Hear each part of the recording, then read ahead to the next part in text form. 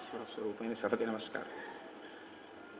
నిన్నటి రోజు ఉపన్యాసం పూర్తి చేసే సమయానికి తాటకా సంహారం గురించి నేను మీతో మనవి చేసి ఉన్నాను. మీరు ఈ సందర్భంలో ఒక విషయాన్ని గమనించే ప్రయత్నం చేయండి.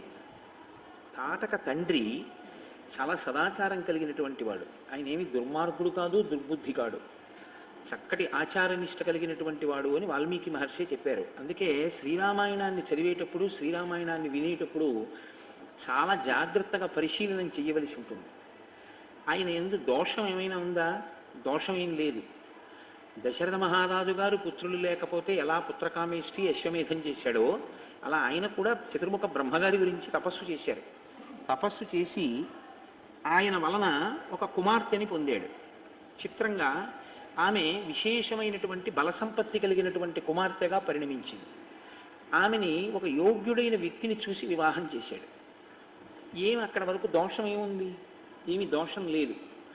కానీ శ్రీరామాయణంలో ఉన్నటువంటి గమ్మత్తు ఏమిటంటే, మొట్టమొదట రామచంద్రమూర్తి ఎవరిని సంహరించడం ప్రారంభం చేశారో ఆ కుటుంబమే శ్రీరామాయణాన్ని చిట్ట చివరి వరకు కూడా శాసిస్తుంది. రామకథని, రాముని జీవితంలో ఉన్న మనశ్శాంతిని, రాముని యొక్క కుటుంబంలో ఉన్న సభ్యుల యొక్క మనశ్శాంతిని, శ్రీరామాయణాన్ని శాసించినటువంటి కుటుంబం రావణుడి చేత, రామచంద్రమూర్తి చేత వధింపబడిన మొదటి కుటుంబం. మీరు గమనించండి. ఎందుచేత అంటే తాటకనే ఆయన సంహరించారు. ఆమె కుమారుడు మారీచుడు. ఆయన్ని సంహరించలేదు రామచంద్రమూర్తి, మానవాస్త్రం పెట్టి కొట్టి వదిలేశారు. మారీచుణ్ణి చంపకుండా ఉండడమే రామాయణాన్ని ఒక పెద్ద మలుపు తిప్పింది. మీరు గమనించండి. మారీచుణ్ణి రాముడు సంహరించి ఉంటే, ఎందుకంటే సుబాహువుని చంపేశారు, మారీచుణ్ణి కూడా చంపేస్తే ఏమో ఎలా ఉండుండేదో శ్రీరామాయణం. తాటకని చంపారు, కానీ మారీచుణ్ణి వదిలిపెట్టారు. ఆ వదిలిపెట్టేటప్పుడు కూడా ఆయన చెప్పారు లక్ష్మణమూర్తితోటి, నేను ఇతన్ని చంపట్లేదు, వదిలేస్తున్నానని చెప్పారు. ఆ మారీచుణ్ణి విడిచిపెట్టడం రామ కథనంతటినీ తిప్పేసింది ఒక మలుపు. ఇక్కడ మీకు నేను ఒక విషయాన్ని మనవి చేయవలసి ఉంటుంది. రామావతారం చాలా గొప్ప అవతారం, కృష్ణావతారం పరిపూర్ణ అవతారం. రామావతారానికి కృష్ణావతారానికి ఒక ప్రధానమైనటువంటి వ్యత్యాసం ఒకటి మీకు కనపడుతుంది. మీరు చూడండి, కృష్ణ పరమాత్మ చాలా చంటి పిల్లవాడిగా ఉన్నప్పుడు తన దగ్గరికి వచ్చినటువంటి రాక్షసుల దగ్గర నుంచి ఎవరిని వదిలిపెట్టడం. అవకాశం దొరికింది అంటే చంపేయడమే. కురుక్షేత్రం వచ్చేంత వరకు ఆయన ఏమి ఆగడం. కురుక్షేత్రం వచ్చే లోపలే చాలామందిని చక్కబెట్టేశాడు. పూతనాదులను, కంసుణ్ణి, జరాసంధుణ్ణి, వీళ్ళందరినీ అసలు ఇంకా కురుక్షేత్ర యుద్ధం రాకముందే చాలామంది ధర్మ వ్యతిరిక్తమైనటువంటి వాళ్ళందరినీ ఆయన నిగ్రహించాడు. రామావతారం ఏం చేస్తుంటుందంటే కొంతమందిని సంహరిస్తాడు, కొంతమందిని వదిలిపెట్టేస్తుంటాడు. ఇది మీరు కొంచెం జాగ్రత్తగా చూస్తే మనుష్యునికి ఉండేటటువంటి తత్వం అవతారమునందు రామచంద్రమూర్తి పాటించాడు అని కనిపిస్తుంది. అలా చేసి ఉండకపోతే అవతార ప్రయోజనాన్ని సాధించుకోవడం కూడా కష్టమయ్యేది. మారీచుడు లేకపోతే అంత సమర్థవంతంగా అసలు సీతాపహరణానికి రావణాసురుడికి ఉపకరించగలిగినటువంటి వేరొక రాక్షసుడు ఉంటాడా అన్నది కూడా కొంచెం ఆశ్చర్యకరమైన విషయం. రెండు, రావణాసురుడు ఎంతటి మూర్ఖుడో తెలియాలి అంటే మారీచుడిని వదిలిపెట్టాలి. మారీచుడిని వదిలిపెట్టకపోతే రావణాసురుని యొక్క మూర్ఖత్వం మీకు అర్థం కాదు. ఎందుకంటే ప్రపంచంలో రెండు రకాలైనటువంటి మూర్ఖత్వం ఉన్నవాళ్ళు ఉంటారు. మీకు మహాభారతంలో ఒక మూర్ఖుడు కనపడతాడు, శ్రీరామాయణంలో ఒక మూర్ఖుడు కనపడతాడు. ఒక ఆయనకి యుక్తాయుక్త విచక్షణ లేనివాడు దుర్యోధనుడు. అసలు ఆయనకి మంచి ఇది చెడిది అన్న ఆలోచన చేశాడు అని మనకి అనిపించదు. ఆయన ఎప్పుడూ పక్కనున్న వాళ్ళ చెడ్డ మాటలు వింటుంటాడు, చెడు నిర్ణయాలు తీసుకుంటూ ఉంటాడు. ఆయన పుట్టినప్పుడే కలిపురుషుడు అని నిర్ణయం చేశారు. రావణాసురుడు అలా కాదు. ఆయన బ్రహ్మవంశంలో జన్మించాడు. ఆయన జన్మ కూడా చాలా ఆశ్చర్యకరమైనటువంటి రీతిలో వచ్చింది. అసలు రావణాసురుడు జన్మించడమే కేవలం ఒక రకమైన అసూయ చేత, ఇలాంటి పిల్లాన్ని మనకి కూడా కనేటట్టుగా మన కూతుర్ని ఆయన దగ్గరికి, విశ్రవసో బ్రహ్మ దగ్గరికి పంపించాలనేటటువంటి దురాలోచన చేత రావణాసురుని యొక్క తాత చేసినటువంటి ప్రణాళిక వల్ల రావణాసురుడు జన్మించాడు. అతను వేదం చదువుకున్నాడు, ఆయనకు అన్నీ తెలుసు, ఆయనకి తెలియంది ఏం లేదు. ఆయన తపస్సు చేశాడు, చతుర్ముఖ బ్రహ్మగారి యొక్క అనుగ్రహాన్ని పొందాడు, నిరంతరం శివుణ్ణి ఆరాధన చేసేవాడు. ఆయనకి ఇన్ని తెలిసి ఉన్నా కూడా వచ్చిన పెద్ద సమస్య ఎక్కడ అంటే ఆయనకి ధర్మము తెలుసు, అధర్మము తెలుసు, సత్యము తెలుసు, అసత్యము తెలుసు, ఏది నిలబడుతుందో తెలుసు, ఏది నిలబడదో తెలుసు. ఇన్ని తెలిసినా ఒకరు చెప్పినా ఆయన వినడు. ఒక్కొక్కసారి చాలా పెద్ద పొరపాటు వైపుకి పెడతాడు రామచంద్రమూర్తి, చాలా పెద్ద పొరపాటు వైపుకే పెడతాడు. ఆ పొరపాటే కానీ జరిగిపోయింది అనుకోండి, రాముడికి కాదు, రాముడి కులగురువులు కూడా తలంచుకోవాలి. అంత పెద్ద పొరపాటు వైపుకి అడుగు వేస్తాడు రాముడు. ఇది మనుష్య సహజం. నేను అందుకే మీతో మనవి చేశా, రామాయణాన్ని భగవంతుని కథ అన్న బుద్ధితో వినకండి అని చెప్తుంటాను నేను. ఎందుకంటే మీరు రామాయణాన్ని కేవలం నరుడి కథ అని మీరు విన్నారనుకోండి, మీకు మీ జీవితాన్ని రాముణ్ణి ఆదర్శంగా తీసుకుని ఎలా దిద్దుకోవచ్చో అర్థమవుతుంది. మీకు అలా కానప్పుడు ఏమవుతుందంటే, రాముడు పితృవాక్య పరిపాలన చేశాడు, దేవుడు కాబట్టి చేశాడు. రాముడు సీతమ్మ కోసం ఏడిచాడు, అబ్బాయి నటన కోసం ఏడిచాడు. రాముడు రావణ సంహారం చేశాడు, దేవుడు కాబట్టి చేశాడు. మీకు ప్రతిదానికి ఏమవుతుందంటే, దేవుడు కాబట్టి ఆయన చేశాడు. అప్పుడు రాముడు మీకెందుకు పనికొస్తాడు? అప్పుడు రాముడి ఏం చేశాడో అది మీరు చేయడానికి ఏం లేదు అందులో.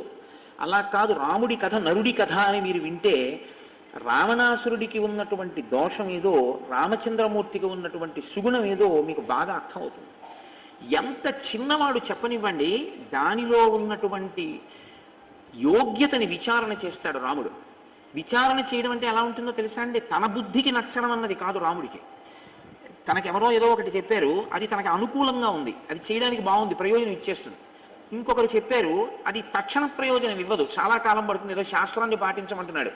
రెండిట్లో ఏది పాటించాలి అంటే, రాముడు తక్షణ ప్రయోజనాన్ని ఇచ్చేటటువంటి విషయం వైపుకు మొగ్గు చూపించాడు.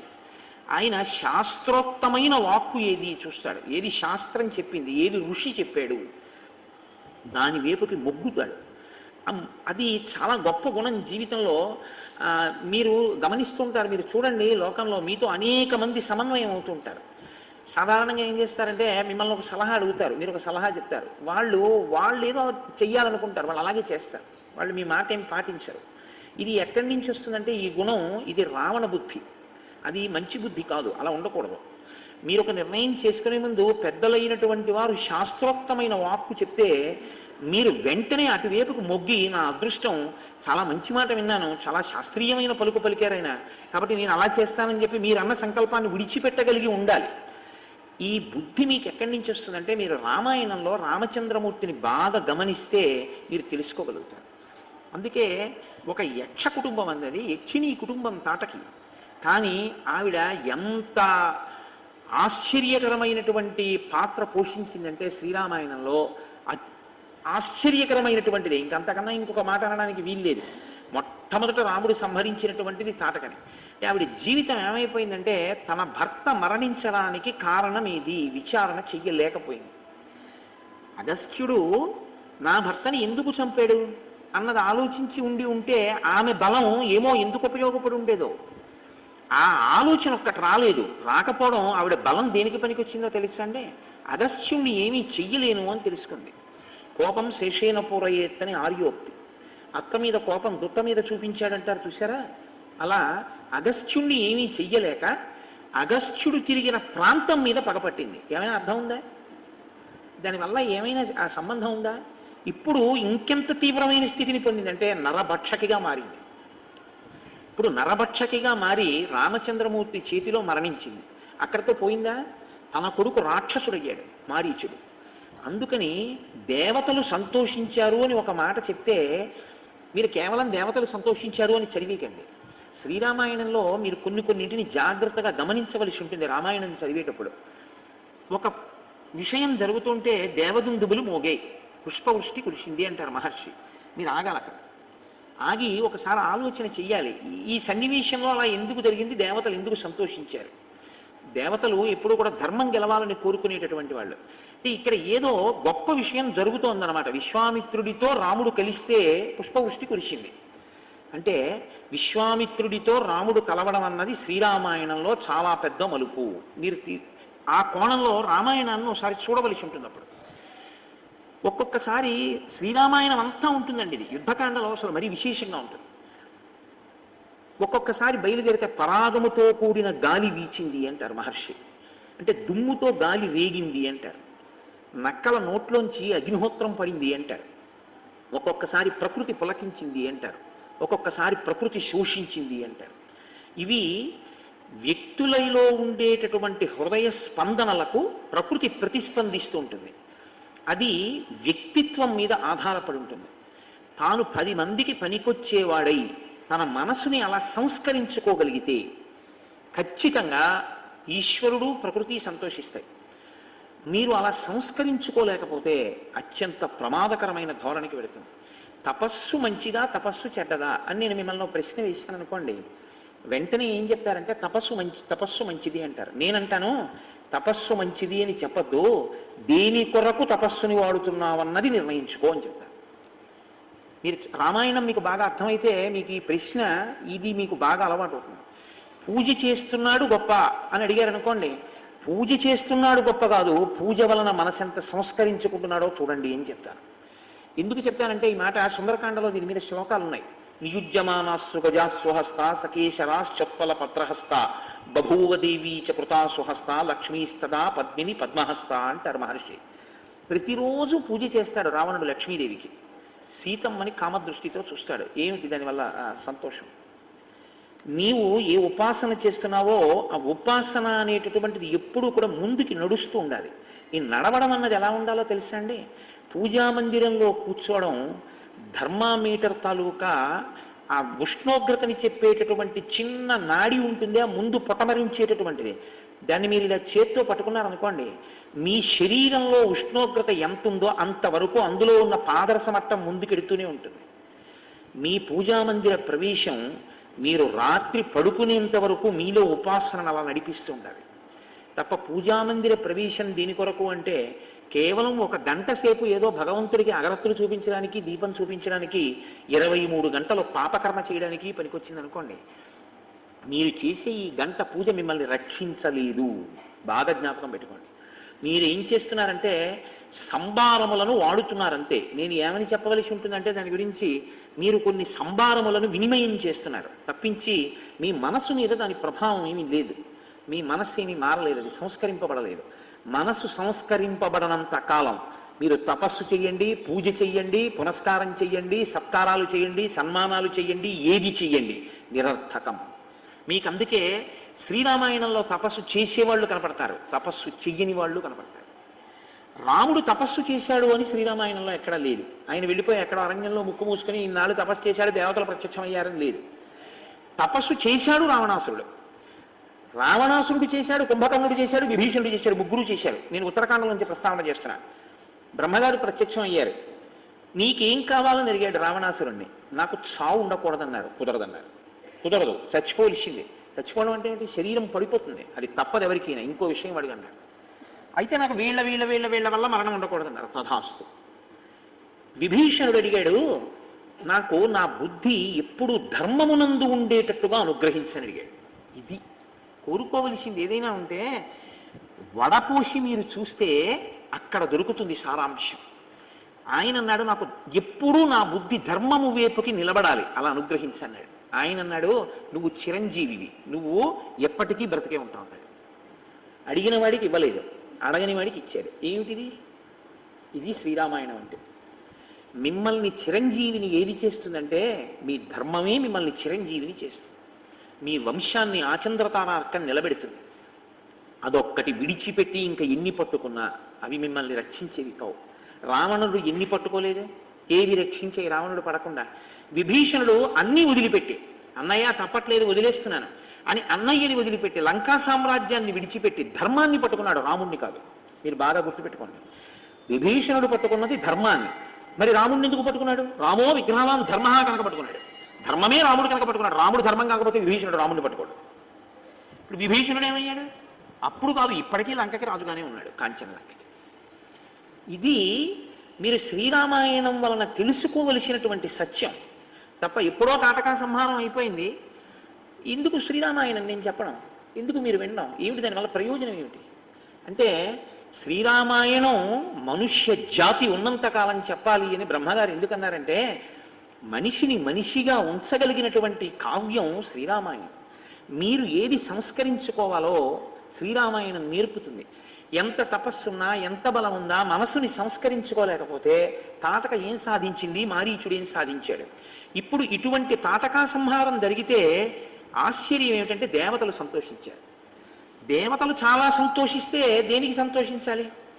బలము అధర్మము వైపుకి ఎక్కడ ఉపయోగపడుతోందో, బలము తను చేసిన తప్పుని తెలుసుకోవడానికి సిద్ధపడకుండా అహంకారం అడ్డుపడి దుర్వినియోగం వైపుకే అడుగులు ఎక్కడేస్తోందో అది త్రుంచబడిందని దేవతలు సంతోషించారు కదా. ఇప్పుడు దీనికి అసలు మూలకందం తాటక రావణుడా? మీరు బాగా ఆలోచించండి. ఇలాంటి పనులు చేయడంలో అగ్రగణ్యుడెవరు? చనిపోయినటువంటి వ్యక్తి ఒక కింకరుడు లాంటి వాడు ఆ తాటక. నిజానికి తాటక పాత్ర చాలా చిన్నది రావణాసుడితో పోలిస్తే. అందుకే విశ్వామిత్రుడు అన్నాడు, నేను చూడలేదా రావణాసురుణ్ణి అన్నాడు. బ్రహ్మగారి వల్ల వరాలు పొందాడు, లోకాన్ని క్షోభింప చేస్తున్నాడు. అతను రాలేదు, అతని పనుపున వచ్చిన రాక్షసులు వస్తున్నారు అని చెప్పాడు ఆయన. ఆయన ఎంత సత్యం మాట్లాడతాడండి మహానుభావుడు. ఇప్పుడు వీళ్ళందరూ ప్రబలిపోవడానికి కారణమైన వాడెవరు? రావణుడు. ఇప్పుడు అసలు ఇక్కడ మొదలైనటువంటి పని అక్కడ వరకు వెళ్ళాలి, రావణ వధ వరకు వెళ్ళాలి. ఇక్కడ తాటకని చంపడానికి ఎందుకు ముందుకొచ్చాడు రాముడు? కారణం చెప్పాడు. ధర్మము నాకు ప్రధానం, పితృవచన నిర్దేశాత్ పితృవచన కారణాత్ వచనం కౌశికస్యేతి కర్తవ్యమని శంకయ. నిన్న మీతో నేను మనవి చేశా, ఆర్షధర్మంలో ఎప్పుడు మాట్లాడినా కర్తవ్యం, ఆ మాట చాలా చాలా పెద్ద మాట, చాలా గంభీరమైనటువంటి మాట. ఇది మీరు పట్టుకోగలిగితే జీవితంలో సుఖశాంతులు ఎక్కడి నుంచో రావు. ఎవరో తెచ్చి మీ జీవితంలో శాంతి పెట్టలేరు, ఎవరో తెచ్చి సుఖాన్ని మీకు ఇస్తారనుకోవడం ఒక వెర్రంతే. అలా ఏం ఉండదు. సుఖము శాంతికి భంగకరములు మిగిలినవి. బాగా జ్ఞాపకం పెట్టుకోండి. నా వెర్రి, నా వ్యామోహం ఏమవుతుందంటే నా సంసారం చేస్తుంది, అయితే అప్పుడు నా సుఖశాంతులకు అది భంగపాటు అవుతుంది. అలా వ్యామోహం లేకుండా మీరు మీ కర్తవ్యమునందు నిష్ఠతో ఉంటే మీరు ఎప్పుడు శాంతితో ఉంటారు, సంతోషంతో ఉంటారు. కాబట్టి ఇప్పుడు దేవతలు కర్తవ్యతానిష్టతో ఉండి ధర్మము కొరకు చంపిన వాడెవడు? వ్యక్తిగతంగా ఏమైనా రాగద్వేషాలు ఉన్నాయా రాముడికి తాటకకి? ఏం లేవు. అసలు ఆయనకి ఆ వనం కూడా తెలియదు. ఆయన ఇప్పుడు తాటకం చూడలేదు కూడా. అగస్త్యుడితో రాముడికి పరిచయం ఉన్నట్టు రామాయణంలో ఇక్కడి వరకు ఏం లేదు. మరి ఎందుకు చంపాలండి అసలు? అంటే ఒక పని చేసేటప్పుడు మీకు ఒక నిర్దిష్టమైన ఆలోచన ఉండాలి. ఈ పని ఎందుకు చేస్తున్నాను, అసలు ఆ ఆలోచనే లేకుండా ఏదో చేసేస్తున్నాను, అది వద్దని చెప్తుంది రామాయణం. మీ ఆలోచన మొట్టమొదట ఏ విషయంలోనైనా స్పష్టంగా ఉండడం. ఎంత చిన్న విషయంలోనైనా సరే స్పష్టమైన ఆలోచన, స్పష్టమైన ప్రణాళిక ఉండాలి. ఇదే ఇవాళ లోపించినటువంటి విషయం. అలారం పెట్టుకుంటాడు, నిద్ర లేవడు, కాలేజీకి వెడతాడు, చదువుకోడు, పరీక్షలు వస్తుంటాయి, టీవీ పెట్టుకుంటాడు. ఎప్పుడూ కూడా తను చెయ్యవలసినది ఏది చేద్దామనుకున్నాడో అది చేయడు. ఎందుకు చేస్తున్నాడో వాడికి కారణం తెలియదు. నువ్వు ఇది ఎందుకు చేస్తున్నావు అని అడిగారు అనుకోండి, చెప్పలేడు, కారణం ఉండదు. ఏదో ఒకటి చెయ్యాలి కదండి అంటుంటాడు. బీటెక్ అయిపోయిన తర్వాత ఏం చేస్తున్నావు అని అడిగారు అనుకోండి, హైదరాబాద్ వెళ్ళిపోయి అక్కడ కంప్యూటర్స్ని దేనికి నేర్చుకుంటున్నావు అని మీరు అడిగారు అనుకోండి, అందాక ఏదో ఒకటి చెయ్యాలి కదండి అంటాడు. అందాక ఏదో ఒకటి చెయ్యాలని చేసేవాడే కానీ దీన్ని ఇందుకోసం చేస్తున్నానని చెప్పేవాడు ఉండడు లోకంలో. అసలు ఆయనకి లక్ష్యం లేదు. రాముడు అలా కాదు. గోబ్రాహ్మణ హితార్థాయ దేశస్యాస్య సుఖాయ చ. నేను గోబ్రాహ్మణుల హితము కొరకు, దేశక్షేమము కొరకు, రాజపుత్రుణ్ణి కనుక నేను తాటకా సంహారం చేస్తున్నాను. ఆవిడిది దోషం అని ఎలా నమ్ముతున్నావు? నువ్వేం తీర్పు చెప్పడానికి విన్నావా? గురువు నువ్వు చెప్పావు చాలు. ఇక మీకు అనృత దోషం ఉండదు, మీకు అవసరం లేదు, మీరు అలా చెప్పరు. మీరు చెప్పారు, చంపేస్తున్నారు. అంటే చిన్న వయస్సులో ఎంత పరిణితి ఉందో చూడండి. నేను మీకు తరచు మనవి చేసేది ఇదే. శ్రీరామాయణాన్ని కేవలం ఏదో కావ్యం, ఎప్పటిదో పుస్తకం, అది ఎప్పటిదో రామాయణం అని మీరు అనుకోకండి. మీరు మీ పిల్లలతో కలిసి భోజనం చేసేటప్పుడు శ్రీరామాయణంలో ఒక్క ఘట్టం గురించి మీరు మీ పిల్లలతో మాట్లాడగలిగితే, చూసావా రాముని యొక్క ఆలోచన సరళి అంటే ఎలా ఉంటుందో చూసావా? 2 శ్లోకాలు, కానీ ఆయన మనసు అంటే, ఆయన బుద్ధి అంటే ఎలా ఉంటుందో చూసావా? ఇది చాలా అవసరమైంది. ఇది నేర్చుకోవాలి మనిషి అన్నది మీ బిడ్డల్ని శ్రీరామచంద్రమూర్తిగా తయారు చేస్తుంది. కాబట్టి రామాయణం ఇప్పటికీ కాదు, ఎప్పటికీ రామాయణం ప్రతి వారికి అవసరమే. కాబట్టి ఇప్పుడు దేవతలకు కావలసింది ఏమిటి? ఎవరు ఇంత ధర్మ విచక్షణతో తాటకని చంపాడో వాడే ఇంత ధర్మ విచక్షణతో రావణుణ్ణి కూడా చంపుతాడు. కాబట్టి ఇప్పుడు ఎవరు ఈ శక్తిని లోకరక్షణకి ఉపయోగించాడో, ఎవడు తన శక్తిని లోకాన్ని పాడు చేయడానికి ఉపయోగిస్తుంటే వాళ్ళని చంపాడో వాడి శక్తి పెంచాలి. ఇప్పుడు మీరు బాగా అర్థం చేసుకుని ఉంటారు, అదొక ఈక్వేషన్ అనమాట. మీరు దేవతల యొక్క అనుగ్రహం మీకు కలగాలి, మీకు కావాలనుకుంటే మీరు ఎలా ఉంటే కలుగుతుందో తెలుసుకోండి. దేవతానుగ్రహం అనేటటువంటిది ఎందుకు కలుగుతుందయ్యా, వాడికి హితం చేయవయ్యా, వాడి వల్ల లోక హితం కలుగుతుందయా అని వెంటబడతారు. అందుకని ఇప్పుడు దేవతలు ఏం చేశారు, విశ్వామిత్రుడి దగ్గరికి పరిగెత్తుకొచ్చారు. పరిగెత్తుకొచ్చి ఏమని అడుగుతున్నారు, నువ్వు నిన్నను మంత్రగ్రామం గృహానత్తం బలాం అతిబలాం స్తథా, మంత్రగ్రామం రాముడికి ఇచ్చావు. రాముడు ఏం చేశాడు, నశ్రమో నజ్వరో మాతేన రూపస్య విపర్యయ, నువ్వు దానివల్ల ఆకలి ఉండదు, దప్పిక ఉండదు, బడలిపో అన్నావు. కాటకా సంహారం చేశాడు. ఎంత మంచివాడయ్యా. ఇప్పుడు ఈ బలం ఎవరి దగ్గర ఉండాలి, నీ దగ్గర ఉన్నా నువ్వు కోపడకూడదు. నీ దగ్గర ఉంది, ఉపయోగం లేదు. ఎందుకని ఉపయోగం లేదు, ఇక నువ్వు కోపడవు, నువ్వు బ్రహ్మర్షిత్వాన్ని పొందావు, నీకు శత్రుమిత్ర భేదం లేదు, అందరినీ ప్రేమించేస్తున్నావు. కానీ లోకంలో ధర్మ సంస్థాపనకి సంపడానికి యోగ్యమైనటువంటి స్వరూపంతో వచ్చాడు, నరుడిగా వచ్చాడు. విష్ణువుగా రాముడు ఉండి ఉంటే ఈ లోకంలో బాగా జ్ఞాపకం పెట్టుకోండి, విశ్వామిత్రుడు ఉపదేశం చెయ్యవలసిన అవసరం లేదు. ఎందుకంటే ఆయన వేద వేద్యే పర్యేపుంసి, వేదమే ఆయన దగ్గర నుంచి వచ్చింది. అయినప్పుడు ఇంకా రాముడికి ఉపదేశం ఏంటండి, రాముడికి ఉపదేశం ఉండదు, భాషిస్తాయి. ఆయన తనంత తానుగా ఉపయోగించగలడు. ఆయనకి ఇంకా వేరే ఒక గురువు గారి దగ్గర అవన్నీ ఉపదేశాలు పొంది నేర్చుకోవాల్సిన అవసరం ఏమి ఉండదు. కానీ నరుడిగా ఉన్నాడు. ఇప్పుడు విష్ణు స్వరూపంతో నాకు ఇవన్నీ తెలుసని ప్రయోగించడం. ఒక గురువు ముందుకొచ్చి ఇవ్వాలి. బాగా గుర్తుపెట్టుకోండి విషయాలు. మీరు రామాయణంలో చాలా పెద్ద రహస్యం ఇక్కడ దాక్కునుంది. గురువు దగ్గరికి మీరు వెళ్ళి అడగడమా నాకు మంత్రం ఇమ్మని, గురువు పిలిచి మీకు మంత్రం ఇవ్వడమా అంటే, గురువే పిలిచి మీకు మంత్రం ఇస్తే అది సమున్నత స్థితి, మీ అదృష్టం పండిందని గుర్తు. ఇచ్చిన మంత్రాన్ని మీరు అనుష్ఠించకపోతే మీరు రుణపడిపోతారు గురువుగారికి, మంత్రానికి. మీరు వెంటపడ్డం వేరు, బోర్డులు పెట్టి చేసే ఉపదేశాలు కావు. ఇవాళ పొద్దున్న ఇంతమందికి గురువుపదేశం చేస్తాం, ఏదో ఇంతమందికి ఇది చేస్తామని బోర్డులు పెట్టి 100 రూపాయలు రసీదులు రాసి చేసే మంత్రోపదేశాలు కావు రామాయణం మాట్లాడేది. రామాయణం మాట్లాడేది సమున్నత స్థితిని మాట్లాడుతుంది. ఒక గురువు తనంత తాను ఉపదేశం చేయాలి. ఎందుకు చేస్తాడు, దేవతా ప్రేరణ చేత చేస్తాడు. ఇతనికి నేను ఈ బలాన్ని ఇస్తే, ఇతని వల్ల ఈ మంత్రాధిష్టాన దేవతానుగ్రహం అతనిలోకి వెడితే ఆ అనుగ్రహంతో ఇతని లోకానికి ఏమైనా ఉపకారం చేస్తాడా, ఈ లెక్క గురువుగారు కట్టాలి. ఈ లెక్క గురువుగారు కట్టకుండా చిత్తం వచ్చినట్టు అడిగిన వాడికి ఎలా మంత్రాలు ఇస్తే, ఆయన ఎవరో నీకు తెలియదు, ఆయన అడిగాడు నువ్వు ఇచ్చావు. ఎందుకు ఆ ఉపదేశం, అది అర్థం లేనటువంటి ఉపదేశం. ఉపదేశం ఇవ్వడం అంటే అంత జాగ్రత్తగా ఉంటుంది. అందుకే లెక్కకు మించిన శిష్యులు ఉండే అవకాశం ఉండదు. యథార్థానికి చాలా జాగ్రత్తగా ఇస్తారు సంప్రదాయ నిష్ఠ అనేటటువంటిది ఇచ్చేటప్పుడు. రామాయణం మనకి నేర్పుతుంది. ఇవాళ సమాజంలో ఎక్కడెక్కడ ఏ పొరపాట్లు దొరుకుతున్నాయో మీరు రామాయణం కోణంలో చూస్తే మీకు అర్థమవుతుంది ఎక్కడ పొరపాటు జరుగుతుందో. కాబట్టి ఇప్పుడు దేవతలు ప్రార్థన చేస్తున్నారు విశ్వామిత్రుడి దగ్గరికి వచ్చి. ఏమని అడుగుతున్నారో చూడండి. ఇది మీరు జాగ్రత్తగా జీవితంలో నేర్చుకోవలసినటువంటి స్థితి, మనం బాగా పట్టుకోవలసినటువంటి స్థితి. కేవలము పూజ మీకు శక్తినివ్వచ్చు, కానీ దాన్ని తీసేయడం గురించి కూడా దేవతలు వెంపర్లాడతారు. ఎందుకో తెలుసా అండి, భయం. పిల్లాడు ఏడుస్తున్నాడండి, అల్లరి చేసేస్తున్నాడు ఇమ్మని. మీరు గాజు బొమ్మ ఇచ్చారు, ఇచ్చి మీరు బయటికి వెళ్ళిపోతారా? వెళ్ళరు. మీరు ఏం చేస్తారంటే ఎలా మభ్యపెట్టి గాజు బొమ్మని మళ్ళీ తీసేసుకుందామని చూస్తారు. దానికోసం అవసరమైతే నైవేద్యం కోసం దాచిన ఖర్జూరం పళ్ళు తీసుకొచ్చి నాన్న తీయగా ఉంటే నీకు ఇష్టం కదా అని వాడి చేతిలో పెట్టేసి మళ్ళీ ఇంకో ప్యాకెట్ తెచ్చుకుందామని గాజు బొమ్మ తీసేస్తారు. భగవంతుడు మీకు ఇచ్చేటటువంటి అభ్యున్నతిని కూడా అంత జాగ్రత్తగానూ తీసేస్తాడు. ఎందుకు తీసేస్తాడో తెలుసా అండి, ధర్మపథంలో లేడు, వాడి వలన ఉపయోగం లేదు, అది ప్రమాదాల వైపుకే వెడుతోంది. అహంకారము ప్రబలిపోయి ఏ విభూతి అయినా అహంకారానికి కారణమైతే, ఏ విభూతి తానిచ్చింది అహంకారానికి కారణమైందో ఆ విభూతిని ఈశ్వరుడు తీసుకోవడం పెద్ద గొప్ప కాదని మీరు గ్రహించవలెను. నేను చాలా అందగాన్ని, నేను ఎందుకు పేర్లు చెప్పాలి, నేను చాలా అందగత్తెని అని చెప్పి విపరీతమైనటువంటి అతిశయానికి పోయి చెయ్యకూడని పనులు చేస్తే గీజర్ పేలిపోయినటువంటి మరుక్షణంలో ఆ అందం నశించిపోయింది, మరుగునీళ్లు ఒంటి మీద పడిపోయి. నేనింతటి వాణ్ణి, నాలా మాట్లాడగలిగిన వాడెవడు, ఈశ్వరుడు దాని మూలాన్ని నొక్కేశాడు, వాక్కు రాలేదు, అయిపోయింది. ఏ విభూతిని ఈశ్వరుడు ఇచ్చాడో దాన్ని నువ్వు సమాజపరం చేసి 10 మందికి పనికొచ్చేటట్టు నిలబెడితే నువ్వు ఇంకా దాని గురించి బాధపడక్కర్లేదు. ఈశ్వరుడు నువ్వు నీ కంఠం, నీ అభ్యున్నతి కొరకు ఆయనే ఉపకరణములను నీ దగ్గరికి చేరుస్తాడు, చేర్చి రక్షణ చేస్తాడు నిన్ను.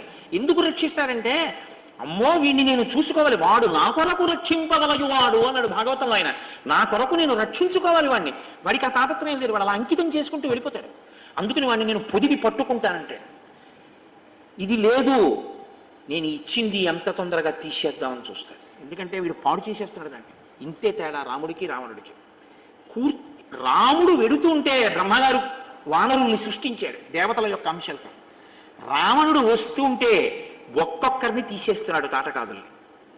ఇంకింతకన్నా నేను శ్రీరామాయణం గురించి మీకేం మనవి చేయను, దీని ధర్మం గురించి. కాబట్టి తాటకా సంహారం అంటే కేవల తాటకా సంహారం అని మీరు అనుకోవద్దు. తాటకా సంహార వృత్తాంతమనందు ఇంత రహస్యం దాగి ఉంది. మీ జీవితానికి పనికొచ్చేటటువంటి లేదా మన జీవితానికి పనికొచ్చేటటువంటి ఒక అంశం అందులో ఇమిడి ఉంది. ఎప్పుడు జ్ఞాపకం పెట్టుకోవాలి.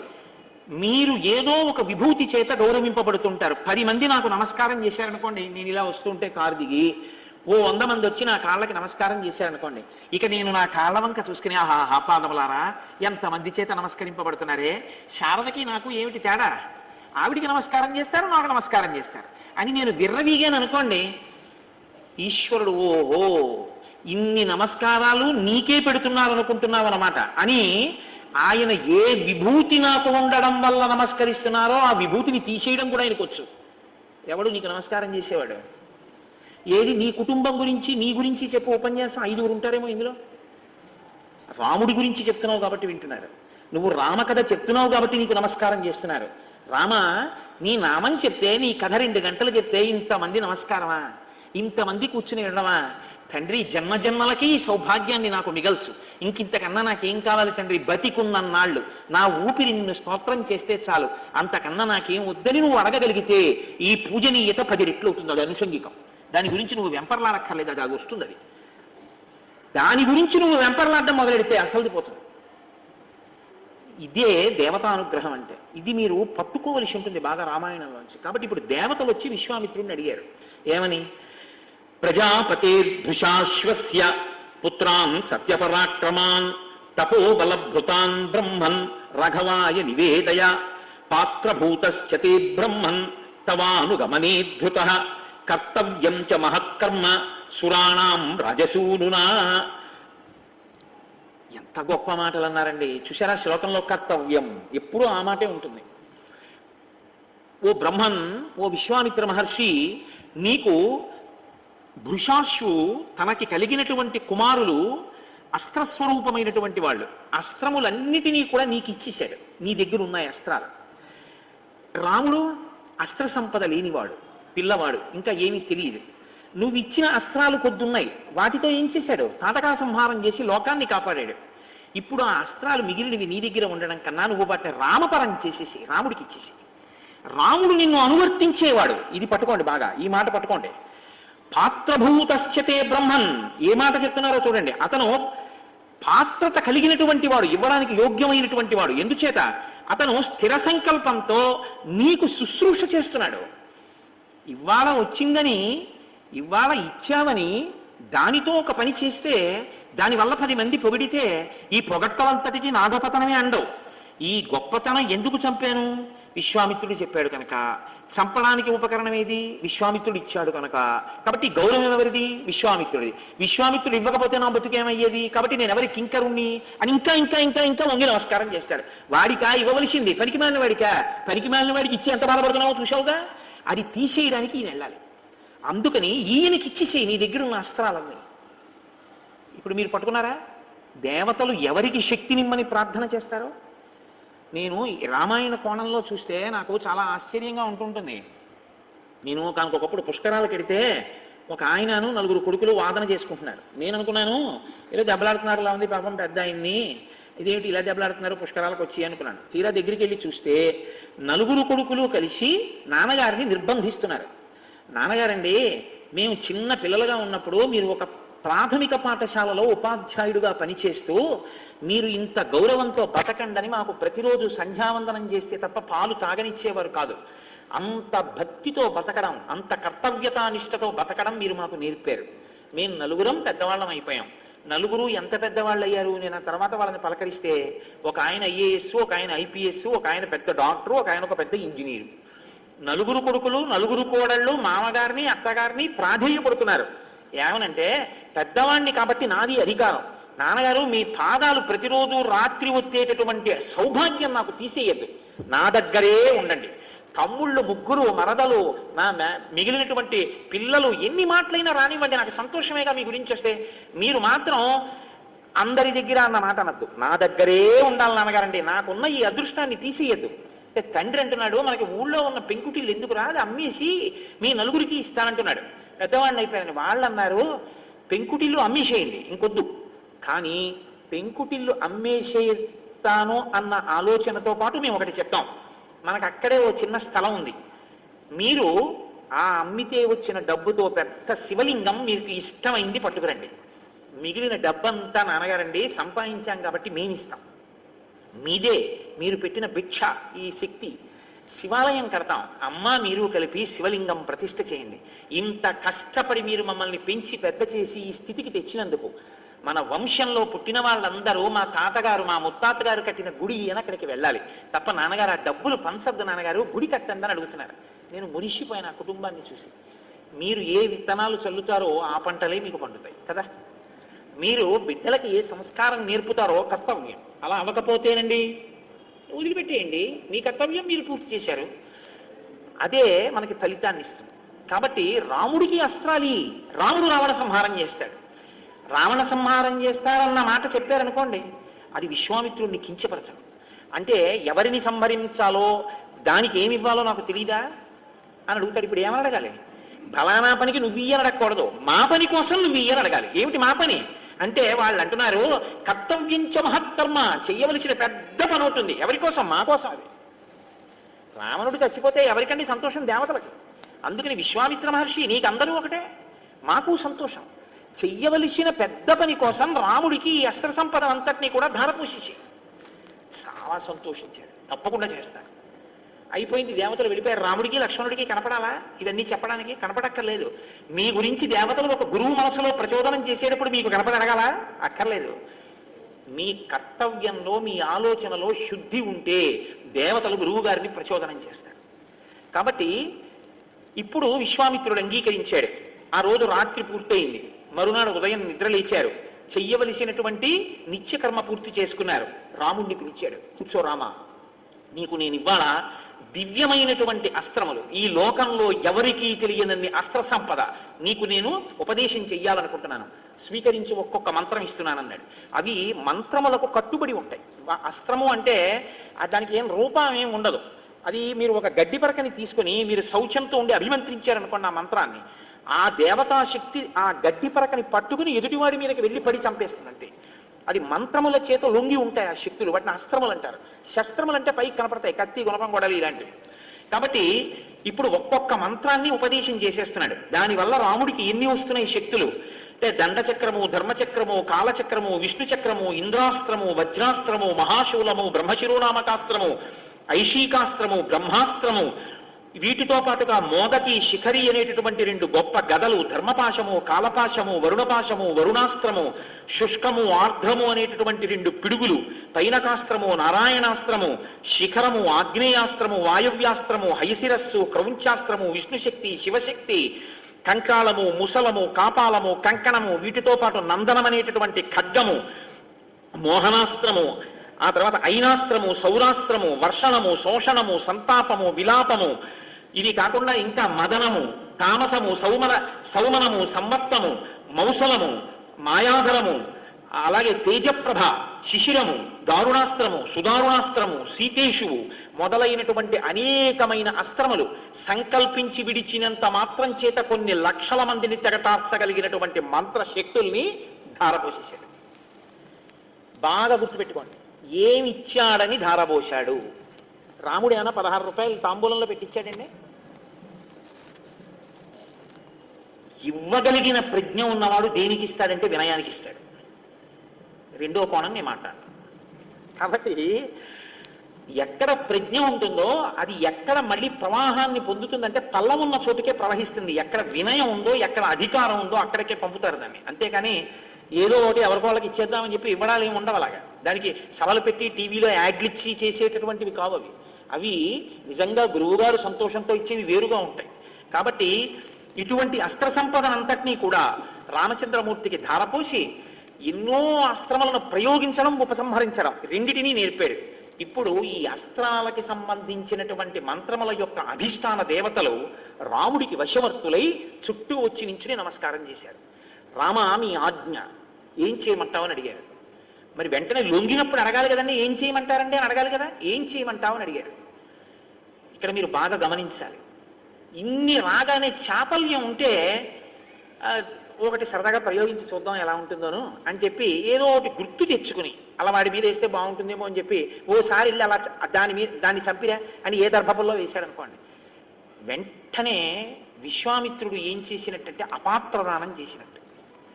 రాముడు అన్నాడు, మీ మీ స్వరూపాలతో మీరు పైకి కనపడకుండా నాయందే స్మరణ రూపంగా ఉండండి.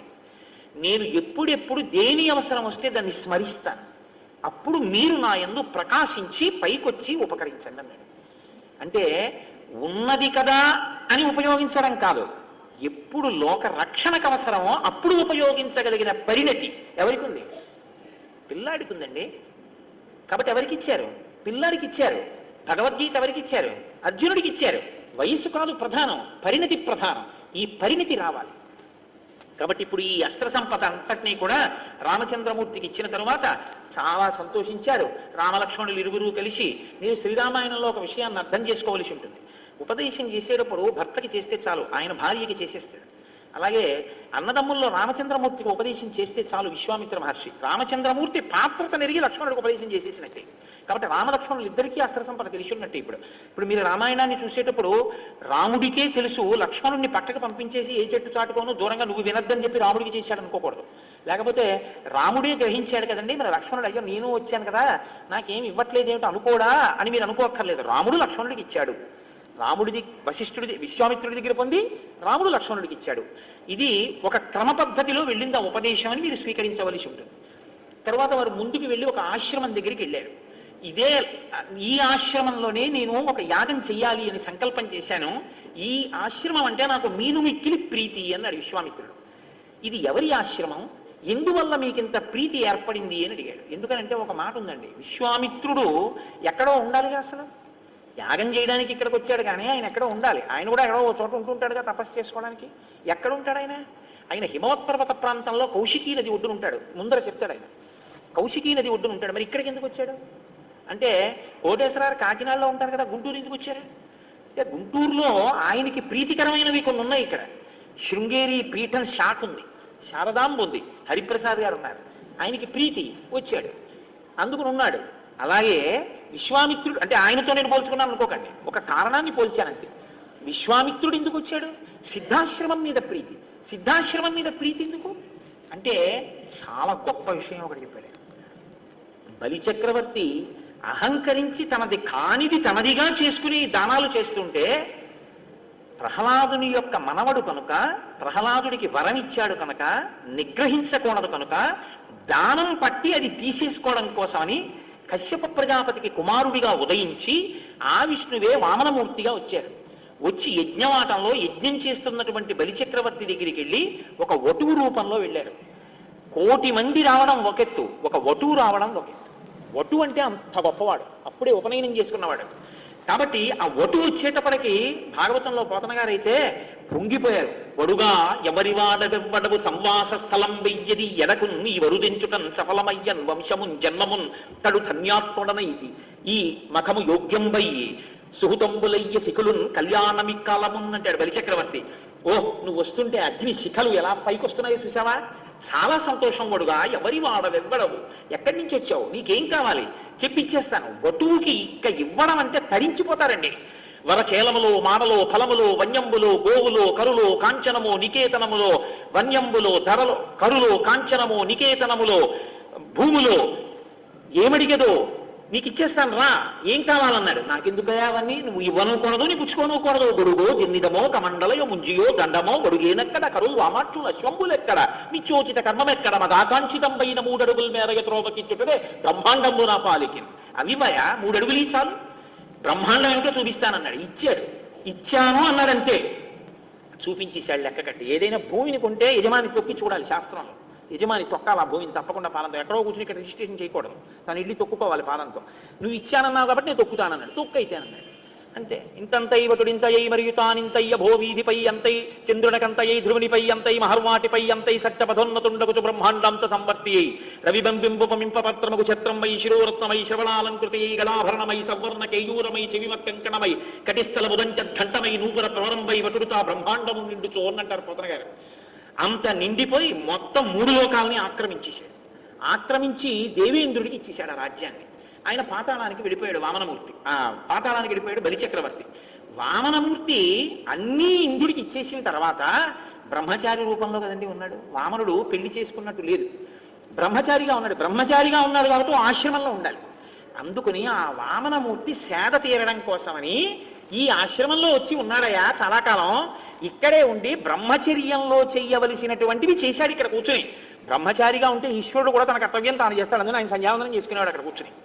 ఆయన తిరిగాడు వామనమూర్తి. ఏ చిన్ని చిన్ని పాదములతో ఈ 3 లోకములు కొలిచాడో ఆ పాదములతో ఇక్కడ తిరిగాడు. ఈ సిద్ధాశ్రమం, ఇక్కడ సిద్ధి పొందుతాను నేను. కాబట్టి రామ ఇక్కడ యాగం చెయ్యాలి అని నా కోరిక, అందుకుని నాకు ప్రీతి. కోరడానికి ఒక వస్తువు పట్ల ఇష్టానికి కూడా ఎంత గొప్ప కారణం చూపించాడో చూడండి విశ్వామిత్రుడు. అందుకని నేను ఈ సిద్ధాశ్రమానికి వచ్చాను నాయన, ఇక్కడే యాగం చేస్తున్నాను. ఇక్కడ యాగం చేస్తుంటేనే రాక్షసులు వచ్చి దానికి ప్రతిబంధకాన్ని సృష్టిస్తున్నారు.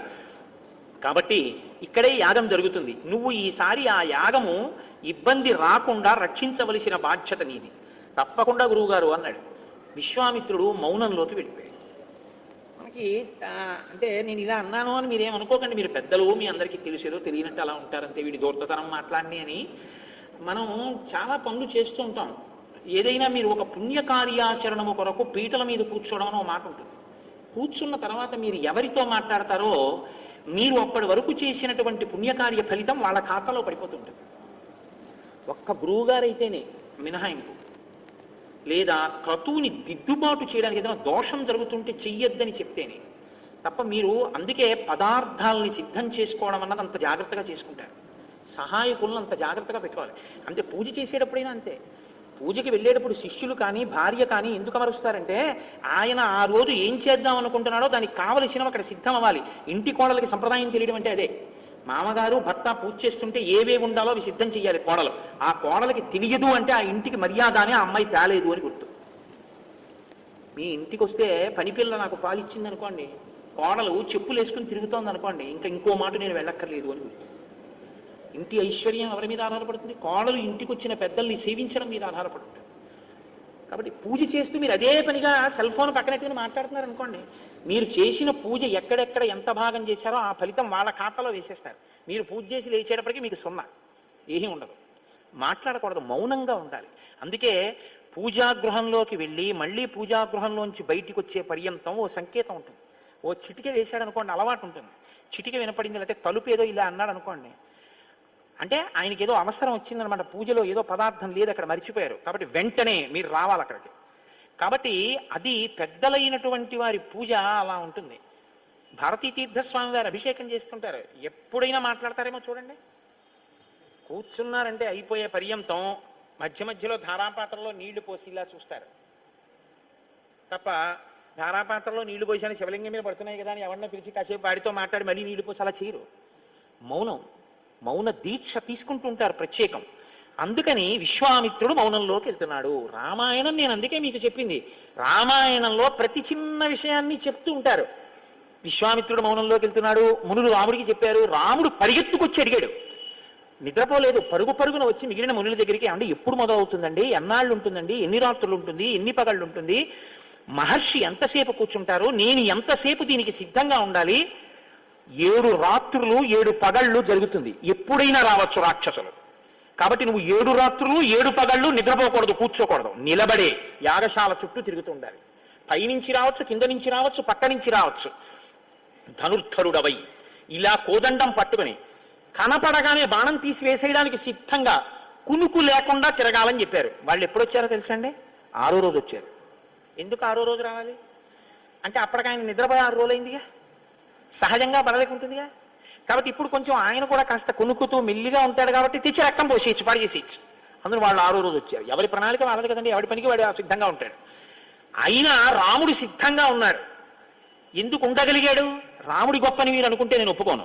నశ్రమో నజ్వరో వాతేన రూపస్య విపర్యయ. ఇచ్చాడు విశ్వామిత్రుడు ముందే ఆ శక్తి. నీకు నిద్ర రాదు, నీ తేజస్సు చెడదు, నీకు ఆకలి వెయ్యదు. ఏది రక్షించడానికి కావలసిన సంభారం అవసరమో దాన్ని ముందే విశ్వామిత్రుడు ఇచ్చాడు. నీ గురువుకి తెలుసు నీకేది ఇవ్వాలో. నువ్వు అడగద్దు గురువుని.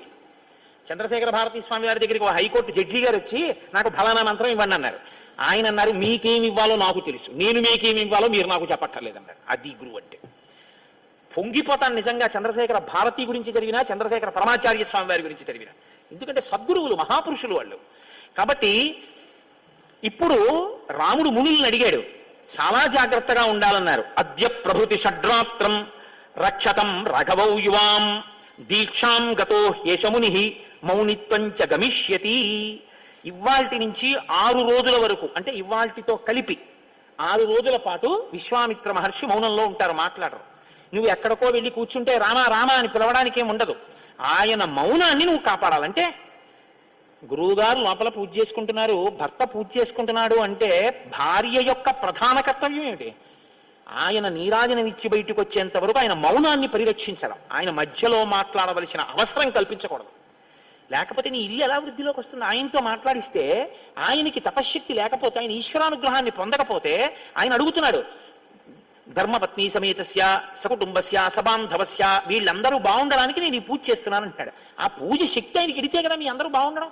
నువ్వే పాడు చేసేస్తుంటే ఆయన పూజని ఇంకెలా బాగుంటుంది ఇల్లు? ఇంతకన్నా గొప్ప విషయం ఏముంటుంది మా ఆయన చేసుకునే పని? ఈ గంట మాట్లాడరు ఆయన. కమ్ వాట్ మే ఇంగ్లీష్లో చెప్తుంటారే, ఫోన్ వచ్చింది రాయి ఒక కాగితం మీద, పూజలో ఉన్నారండి కాసేపు ఆగి మాట్లాడతారు. ఎవరికి ఇవ్వచ్చు ఫోను? ఒక్క గురువు గారు అయితే ఇవ్వచ్చు, మినహాయింపు ఉంది. గురువు గారికి మాత్రం దోషం లేదు. ఎంత పనిలో ఉన్నా గురువు గారు వస్తే వెలిగి దిగిపోవలసిందే, వెళ్ళి ప్రణిపాతం చెయ్యాలి.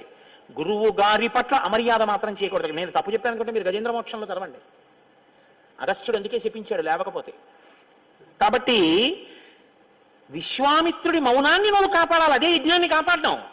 మీరు చాలా జాగ్రత్తగా చదవాలి రామాయణాన్ని. యజ్ఞం కాపాడడం అంటే విశ్వామిత్రుడు పిలిస్తే వెళ్తానులేండి పడుకోవడం కాదు. ఏమన్నా అదేంటంటే రామ అంటే రామ, నాకు తెలియదు కదా మీరు మౌనంలో ఉంటారని, నేను ఏదో మామూలు పిలుస్తా అనుకున్నాను అనకూడదు. కలుక్కోవాలి జాగ్రత్తగా. పూజకి మీరు సహాయకుడిగా ఉన్నారు అంటే మీరు ఏం చెయ్యాలో మీకు తెలిసి ఉండాలి పూర్తిగాను. ఆయన మౌనాన్ని నువ్వు రక్షించాలి సుమా, ఇది మునులు చెప్పింది. తప్పకుండా అలాగే సిద్ధంగా ఉంటానన్నాడు. చాలా జాగ్రత్తగా కాపు కాస్తున్నారు. నిజంగా మీరు ఈ సన్నివేశాన్ని గమనించాలండి.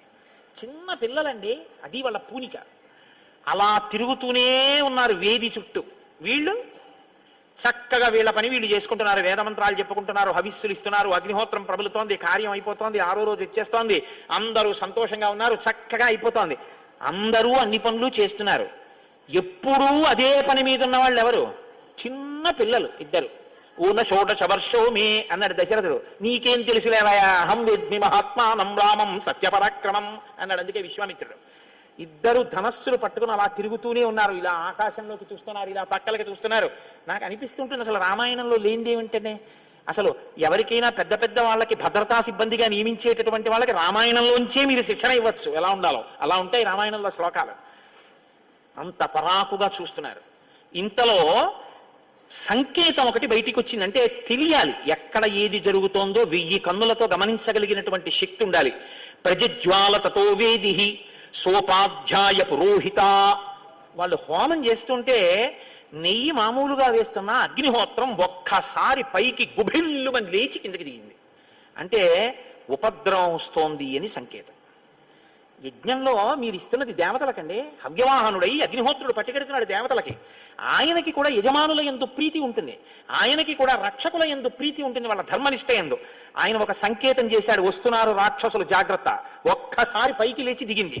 రామచంద్రమూర్తి మరింత జాగ్రత్తగా, ఓ యజ్ఞంలో అగ్నిహోత్రం పైకి లేచింది అంటే వస్తున్నారు అన్నమాట. చాలా జాగ్రత్త పడ్డారు. మారీశస్య సుబాహుశ్చ తయోరనుచరాశ్చయే ఆగమ్య భీమ సంకాశ రుజిరౌఘం అవాసృజన్. మారీచుడు సుబాహువు ఆకాశ మార్గంలో వచ్చి వెంటనే నెత్తురు తీసుకొచ్చి ఆ రక్తాన్ని హోమగుండంలో పోశాడు.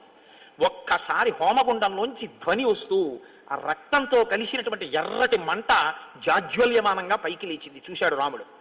చూసి మానవం పరమోదారం అస్త్రం పరమభాస్వరం చిక్షేప పరమక్రుద్ధో మారీచో రసి రాఘవ సతేన పరమాస్త్రేణ మానవేన సమాహతః సంపూర్ణం యోజనశతం క్షిప్తసాగర సంప్లవే విచేతనం విఘూర్ణంతం సీతేషు బలతాడితం నిరస్తం దృశ్యమారీచం రామో లక్ష్మణమబ్రవీత్. రామో లక్ష్మణమబ్రవీత్. లక్ష్మణుడితో చెప్తున్నాడు, చూశావా అడిగో వాడు మారీచుడు, వాడు వచ్చాడు, వీడిని చంపను లక్ష్మణ. మానవాస్త్రంతో కొడుతున్నాడు. ఈ మానవాస్త్రం మనిషిని స్పృహ లేకుండా చేస్తుంది. వీడు గిలికీలు కొట్టుకుంటూ వెళ్ళిపోతాడు. 100 యోజనముల అవతల ఉన్నటువంటి సముద్రంలో పడిపోతాడు వెళ్ళి. అంత దూరం పడేటట్టుగా మానవాస్త్రంతో కొడుతున్నానన్నాడు. అంతే, ఆ మారీచుడు గిరగిరగిరగిర తిరుగుతూ వెళ్ళిపోయాడు. సంగృహ్యాస్త్రం తతో రామో దివ్యమాగ్నేయ సద్భుతం సుబాహూరసి చిక్షేప సవిద్ధ ప్రాపతద్భువి. ఆగ్నేయాస్త్రం తీసి సుబాహు యొక్క గుండెలకేసి కొట్టాడు. అంతే, సుబాహు వెంటనే గిలగిలగిల తన్నుకుంటూ దూరంగా వెళ్లి అరణ్యంలో పడి మరణించాడు. శేషాన్ వాయవ్యమాదాయ నిజడాన మహాయశాః రాఘవ పరమోదారో మునీనాం ముదమావహన్. మిగిలినటువంటి వాళ్ళందరినీ వాయువ్యాస్త్రం పెట్టి కొట్టి చంపేసి వాళ్ళందరినీ దూరంగా విసిరవతల పారేశాడు. ఇప్పుడు రాఘవ పరమోదారో మునీనాం ముదమావహన్. అక్కడ ఉన్నటువంటి మునులందరూ కూడా సంతోషపడిపోయారు. ఎందుకంటే విఘ్నాన్ని పోగొట్టేశాడు. యజ్ఞం పూర్తయిపోయింది. దేవతలందరూ సంతోషించారు. విశ్వామిత్రుడు తన శిష్యుల వంక చూసుకుని తన బిడ్డల్ని చూసుకున్నంత సంతోషపడిపోయాడు. ఓ, చాలా సంతోషమయ్యా, ఇది సిద్ధాశ్రమము అనేటటువంటి పేరు ఉన్నందుకు సార్థక్యత పొందింది, నాకు సిద్ధినిచ్చింది. ఇక్కడ యాగం పూర్తి చేయగలిగాను. ఏమిటి సిద్ధి? పుట్టినటువంటి రామచంద్రమూర్తికి కావలసినటువంటి అస్త్ర సంపదనంతటినీ ఇచ్చి రాముని చేత తన యజ్ఞాన్ని రక్షింపచేసుకుని తాను యజ్ఞ ప్రయోజనాన్ని పొందడం. ఈ కోరిక తీర్చుకున్నాడు విశ్వామిత్రుడు. అందరూ మీరు సహజంగా ఇప్పుడు ఒక విషయాన్ని ఆలోచన చేయండి. మారీచుణ్ణి అంత దూరం కొట్టి సుబాహువుని చంపి రాక్షసుల్ని చంపి అస్త్రప్రయోగంతో కనురెప్ప వేసి తెరిచేటప్పటికి ఇంకొక మారు మాంసం కూడా పడడానికి వీలు లేకుండా కొట్టేశాడు రాక్షసుల్ని. అసలు లక్ష్మణుడు బాణప్రయోగం చేయడానికి అవకాశం ఇవ్వకుండా కొట్టేశాడు. చిన్న పిల్లాడు, ఏం చేస్తారండి అందరూ? ఎవడి పని మీద వాడు వెళ్ళిపోతాడా? ఏం చేస్తాడు? ఇప్పుడు హోమం అయిపోయిన తర్వాత అందరూ లేచి ఎవరి దగ్గరికి వస్తారు? ఓయ్ చిన్న పిల్లలు ఎంత బాగా చేశారో, మిమ్మల్ని చూస్తే ముద్దొస్తోంది, చాలా సంతోషం రా నాయన, ఎంత వేగంగా కొట్టావురా వాళ్ళని, అలా ఎలా స్ఫురణకు వచ్చిందయ్యా, మంత్రాలు ఎలా జ్ఞాపకం వచ్చాయ్యా, ఇన్ని అస్త్రాలు ఉంటాయా, ఏం పెట్టి కొడదాం, వాడి బలం ఎంత ఉంటుంది అని చూడడానికి వాడు తన బలప్రయోగంతో ఏదైనా చేస్తే పాడైపోయేది ఈ హోమం. అందుకని వాడు ఏమీ చెయ్యడానికి వీలు లేకుండా వస్తుంటేనే గురువు గారు చెప్పినటువంటి వర్ణనను బట్టి లెక్క కట్టి వీడు మారీచుడు అని లక్ష్మణుడితో చెప్పి కొట్టేశావు. అబ్బబ్బబ్బా, ఏం పిల్లాడివయ్యా అని అందరూ పొగుడుతారు కదా సహజంగా. పొగట్ట మనిషి తల ఇలా నిలబడ్డానికి హేతు కదండి. అందులో పిల్లల విషయంలో ఇది మరింత ఎక్కువగా ఉంటుంది. పిల్లల్ని మీరు పొగిడేశారనుకోండి, వాడు వెంటనే ఏం చేస్తారంటే నా అంత మనగాడు ఇంకెక్కడ ఉన్నాడంటే. కాబట్టి విశ్వామిత్రుడు చూస్తున్నాడు, వీళ్ళందరూ పొగిడారుగా, హోమాన్ని రక్షించాడుగా, యజ్ఞాన్ని, ఏం చేస్తాడో చూద్దాం, ఎలా మాట్లాడతాడో చూద్దాం. అహంకారం వస్తే దేనివల్ల తెలుస్తుంది? మాటలో తెలిసిపోతుంది. గురువు గారిని రామకృష్ణ పరమహంస ఓ మాట చెప్తుండేవారు. ఓసారి ఆయన గంగానది దాటుతున్నారు పడవలో. దాటుతుంటే అవతల ఒడ్డున ఒక ఆయన కాలు మీద కాలేసుకుని ఇలా చూస్తున్నాడు రామకృష్ణ పరమహంస వంక. పక్కన కూర్చుని ఆయన అన్నాడు, పడవలో ఉన్నాయన, ఆయన మిమ్మల్ని ఎప్పుడు చూసినా వచ్చి మీకు నమస్కారం పెట్టి చాలా గౌరవంగా మాట్లాడేవాడుగా, మరి మీరు వస్తుంటే అలా కాలు మీద కాలేసి కూర్చున్నాడు ఏంటి అన్నారు. అంటే రామకృష్ణ పరమహంస అన్నారు, కాలు మీద కాలేసి కూర్చోవడం కాదు, నన్ను ఇప్పుడు పరమహంస అని పిలవడు, మీరు చూస్తుండండి, నేను గంగ ఒడ్డున దిగాక హలో ఠాకూర్ అంటే నన్ను ఎందుకో తెలుసా, అతనికి ఈ మధ్య డబ్బు కలిసి వచ్చింది అన్నారు. ఆయన పడవ దిగారు, హలో ఠాకూర్ అన్నాడు ఆయన. అంటే మనుషుల యొక్క స్థితి అలా ఉంటుంది. ఏదైనా కలిసి వస్తే ఏ మహాపురుషుడి యొక్క అనుగ్రహమో మరిచిపోయి తల ఇలా పైకి లేస్తుంది. అందులో పిల్లలకి ఏం తెలుసండి, యుక్తాయుక్త విచక్షణ. చూస్తున్నాడు విశ్వామిత్రుడు. ఓసారి ఆ పిల్లల్ని రమ్మను అన్నాడు. ఇప్పుడు వచ్చి ఏం గురుగారు ఏంటి సంగతి, అది అయిపోయింది, ఇంకేమన్నా నెక్స్ట్ ఇంకేమన్నా కొడవా అని అడిగాడు అనుకోండి, ఓహో చాలా ఎదిగిపోయావు రోయ్ అనుకోవాలి గురువుగారు కదా. వాళ్ళన్నారు, ఇద్దరు వచ్చి చేతులు కట్టుకుని నిలబడి, ఇమౌస్మము నిషార్దూల కింకరౌ సముపస్థితౌ ఆజ్ఞాపయ యథేష్టం వై శాసనం కలవామకిం. గురువుగారు, ఇమౌస్మము నిషార్దూల, మునులలో మహోత్తమైన వాడా, కింకరవు సముపస్థితవు, మీ దగ్గర నిలబడిన వాళ్ళు ఎవరో తెలుసా, మీ కింకరులు నిలబడ్డారని గుర్తించండి.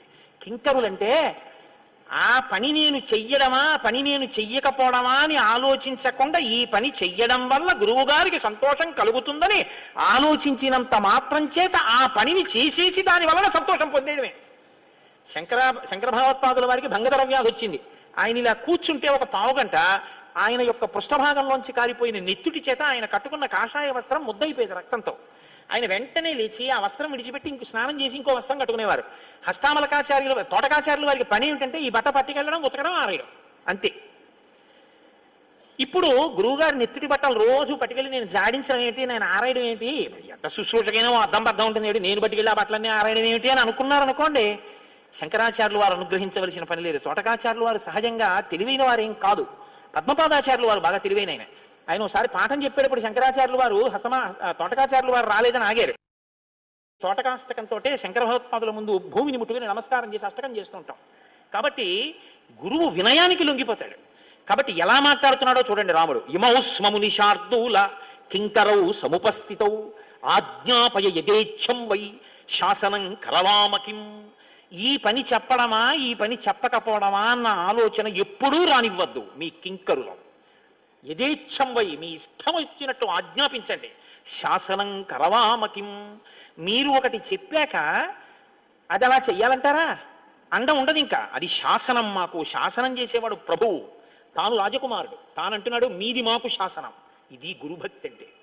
శ్రీరామాయణం మనకి గురుభక్తిని నేర్పుతుందండి. ఒక గురువుగారి దగ్గరికి వెళ్ళడం అంటే, ఒక గురువుగారి దగ్గర నిలబడడం అంటే, ఒక గురువుగారితో మాట్లాడడం అంటే, గురువు శక్తిని తెలుసుకోవడం అంటే, రామాయణం మీకు జీర్ణమైతే మీ స్థితి మారిపోతుంది. అంత గొప్పగా మాట్లాడుతుంది రామాయణం. అందుకే రామచంద్రమూర్తి అంటే రాశీభూతమైనటువంటి వినయం. సరే, ఎంతో సంతోషించాడు. సంతోషించి అన్నాడు, నాయనా నేను ఇక్కడ జరిగేటటువంటి యజ్ఞం కోసం ఇక్కడికి వచ్చాను, తిరిగి నేను హిమవత్ పర్వత ప్రాంతానికి వెళ్ళిపోతాను. ప్రస్తుతం మిథిలాధిపతి అయినటువంటి జనక మహారాజు గారు చేసేటటువంటి యజ్ఞాన్ని చూడ్డానికి వెళ్తున్నాను, నువ్వు కూడా నాతో వస్తే బాగుంటుంది, మనం వెడదాం అన్నాడు. ఇప్పుడు ఏదో తోడసనమ్మ తోడికోడలు పుట్టింటికి వెళ్ళిందని నేను వెడుతున్నాను జనక మహారాజు గారి యజ్ఞం చూడడానికి, నువ్వు నాతో రా అంటే ఏమైనా బాగుంటుందండి? అది విశ్వామిత్రుడు మాట్లాడవలసిన మాట కాదది.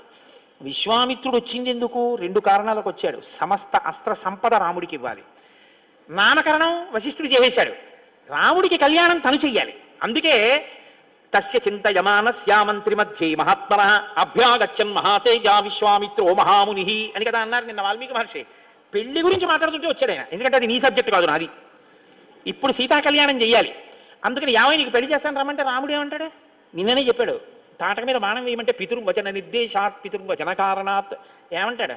అది మా నాన్నగారు చూడవలసిన విషయం అండి అంటాడు. ఇప్పుడు తను ఏమవుతాడు? కాబట్టి నీకు పెళ్లి చేస్తాను రమ్మని పిలవకూడదు గురువుగారు, అది వాళ్ళ నాన్నగారు చూడవలసిన పని కోడల్ని. కాబట్టి ఏమని పిలవాలి? క్షత్రియులని ఏ మాట ఆకర్షిస్తుందో దానికి పిలవాలి. కాబట్టి ఎంత ఏమి విశ్వామిత్రుడండి!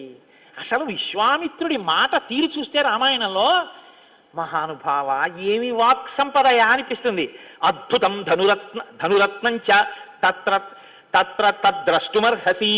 నాయన రామ, మిథిలా నగరంలో జనక మహారాజు గారి యొక్క అంతఃపురంలో శివధనస్సు ఉంది. ఎంత గొప్ప ధనస్సు తెలుసా?